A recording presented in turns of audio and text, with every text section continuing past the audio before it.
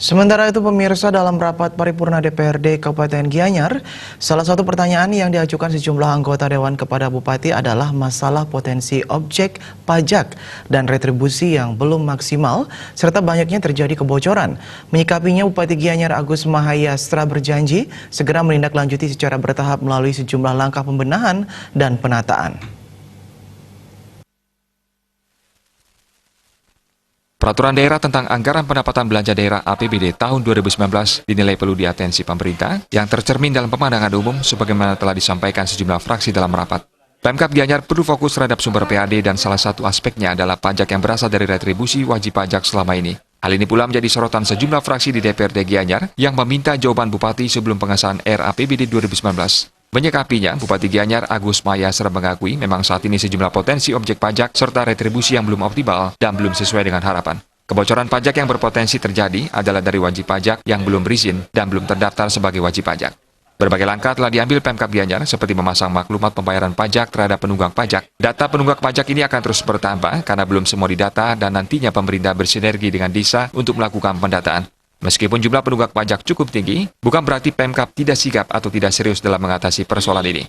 Kita memberikan maklumat pembayar pajak, kita tempel memang sudah bayar pajak, dan yang belum, namun data pastinya berkembang. Karena setiap hari usaha itu berkembang, yang buka baru, atau bagaimana itu berkembang terus, sehingga ini harus diupdate. Nanti itu deklarasinya per desa. Per desa, klien-klien datang, kepala desa datang memberikan laporan secara tertulis bahwa di sini ada beberapa wajib pajak yang belum bayar pajak.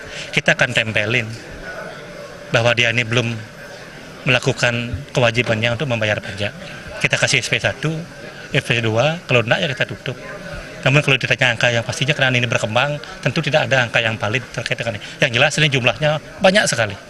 Nah memang ini kan sebagai salah satu saran dari Dewan bahwa yang kita lakukan adalah intensifikasi, ekstensifikasi.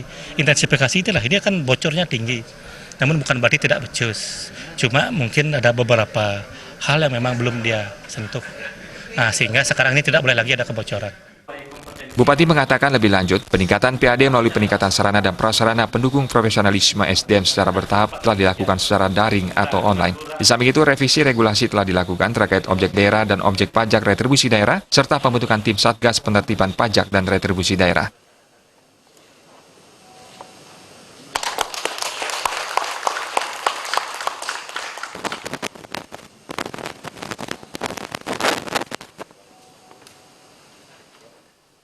Terima aja dan Ngurawira, Bali TV.